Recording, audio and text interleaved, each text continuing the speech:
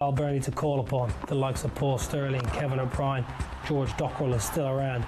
But it'll be the young players that'll be looking to stake a claim and put their own stamp in Irish cricketing history. A proud nation, a wonderful cricketing nation who have been through a difficult time in white ball cricket are back with a bang.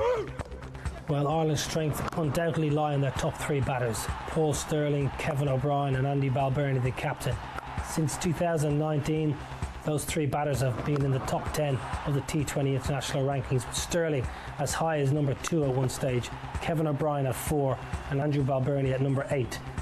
In terms of the bowlers, they've got a young quick, Josh Little, wonderful left arm pacer, made his ODI debut against England a couple of seasons ago, taking 4 for 45 and ruffling the feathers of Owen Morgan and co.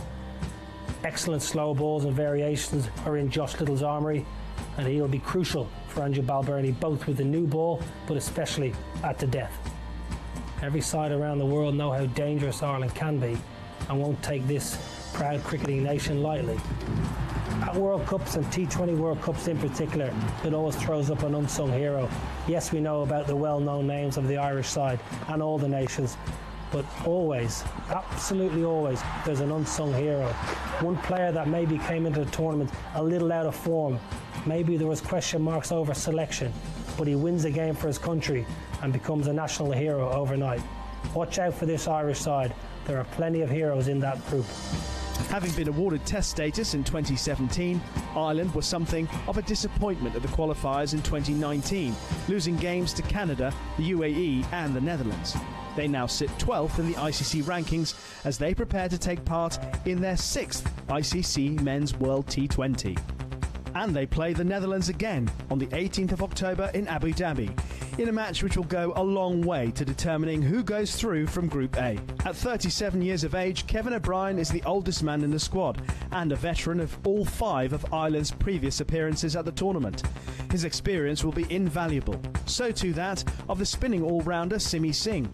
He made his T20 international debut at the ripe old age of 31, and 3 years on, is still going strong. Simi Singh has been talked about quite a lot, and for very good reasons, because he's done some really good things with the ball. He's, again, somebody who's very versatile.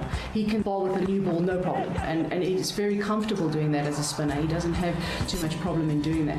But he also, and something not to forget, is that he can score some runs. He just recently scored an ODI 100 against South Africa, batting at number 8, which is a phenomenal effort. So maybe give him a chance in a T20 format. We might see some good things from him with the bat too.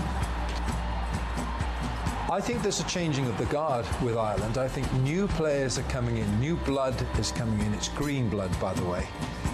And they are in a process where they're establishing themselves. And you've got Paul Sterling, my word, in the final of the 100, smashed it out of the park.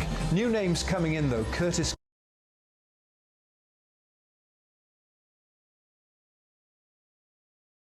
South African, who's added some flair. And Harry Tector, local product. Love what he brings. There's a strut to Harry, because his dad's got a strut. But there is something about the Irish that there's always something that's a little bit unorthodox, something that you hadn't quite prepared for with Ireland. Ireland will be competitive, they'll be functional, they'll back themselves as one of the 2 teams to qualify from each group into the main draw. You've got Paul Sterling and what he's done in white ball cricket across the world this year, 2021. I mean, across the world in the last year, he's one of the top run scorers. Balbirnie is very competent as a batsman, plays in very straight lines. So they've got so much talent there, and that's garnered so much experience there now that it's almost a given that you expect Ireland to be one of the teams that actually get into the main draw of the tournament. But of course, only 2 of the 4 teams in Group A can go through, and they'll all fancy their chances. Something will have to give.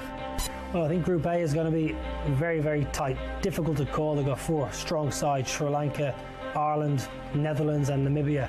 Namibia are a very, very forceful side with plenty of ability. I think Sri Lanka should be the favourites to win the group and will probably end up topping the group. After that, it's going to be an absolute dogfight for that second spot to try and progress. Netherlands, as I've mentioned, have all the ability in the world to get through. Can they gel in time when all their players come from the UK and the Netherlands to merge? Can they gel in time and get their game in shape to progress? Can Ireland bring back the glory years of 2009 and progress to the next stage? I'm tipping Ireland and Sri Lanka.